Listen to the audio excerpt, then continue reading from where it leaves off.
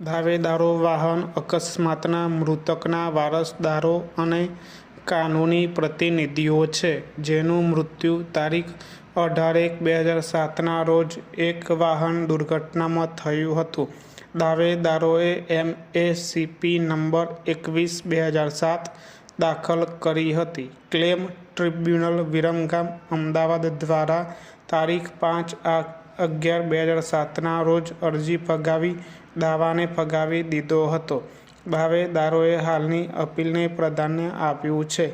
ફકરો: દાવેદારોના વિદ્વાન વકીલ શ્રી અમિતસિંહ નાનાવટીએ રજૂઆત કરી હતી કે ટ્રિબ્યુનલ દ્વારા દાવેદારો પર વાહનમાં દાવેદારની સંડોવણી અને અકસ્માત સાબિત કરવાનો અસાધારણ બોજ નાખવામાં આવ્યો છે. વકીલ શ્રી AC નાનાવટીએ રજૂઆત કરી હતી કે પોલીસ દ્વારા FIR નોંધવામાં આવી હતી અને FIRના આધારે તપાસ હાથ ધરવામાં આવી હતી અને IPCની કલમ 279 અને 304A તેમજ મોટર વાહન અધિનિયમ 1988ની કલમ 177, 184 અને 134B હેઠળ વિરોધી નંબર 1ની સામે આરોપપત્ર દાખલ કરવામાં આવ્યું હતું.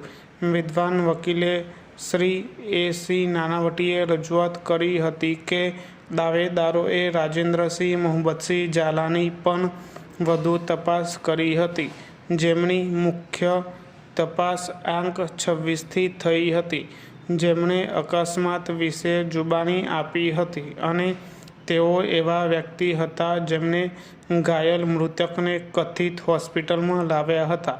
વિદ્વાન વકીલ શ્રી AC નાનાવટીએ કહ્યું કે મોટર વાહન સુધારા અધિનિયમ 2019ની કલમ 134A સુરક્ષાની જોગવાઈ કરે છે અને રાજેન્દ્રસિંહ મોહબ્બતસિંહ ઝાલા દ્વારા આપવામાં આવેલી સૂચનાઓના આધારે મૃતકના ભાઈ કિરીટભાઈ શિવાભાઈ પ્રજાપતિ દ્વારા FIR દાખલ કરવામાં આવી હતી.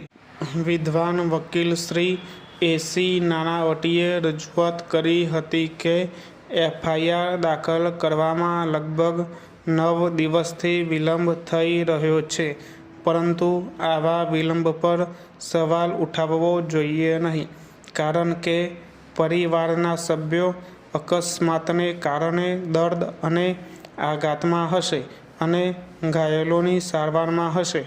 વિદ્વાન વકીલ શ્રી નાનાવટીએ વધુમાં કહ્યું કે ઘાયલને રાજેન્દ્રસિંહ મોહબ્બતસિંહ ઝાલા દ્વારા શ્રી રામપુરાની હોસ્પિટલમાં લઈ જવામાં આવ્યા હતા અને ત્યારબાદ મૃતક ઇજાગ્રસ્તને કડીની ઓર્થોપેડિક હોસ્પિટલમાં અને અંતે અમદાવાદની VS હોસ્પિટલમાં ખસેડવામાં આવ્યા હતા, જ્યાં સારવાર દરમિયાન તેમણે દમ તોડ્યો હતો.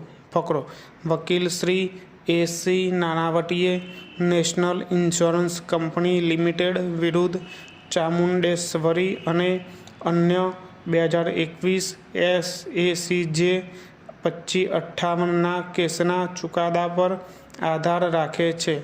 તેમણે રજૂઆત કરી હતી કે તે માત્ર સુનાવણી દરમિયાનની જુબાની છે, જેનું મૂલ્યાંકન જરૂરી છે, જ્યારે ટ્રિબ્યુનલે ઇજાના સ્વરૂપમાં તપાસ કરી છે અને પંચનામા અને પોસ્ટમોર્ટમ અહેવાલમાં નોંધાયેલી ઇજાઓ પર આધાર રાખ્યો છે, જેથી અભિપ્રાય વ્યક્ત કરી શકાય કે આવી ઇજાઓ વાહન અકસ્માતના કારણે થઈ શકતી નથી.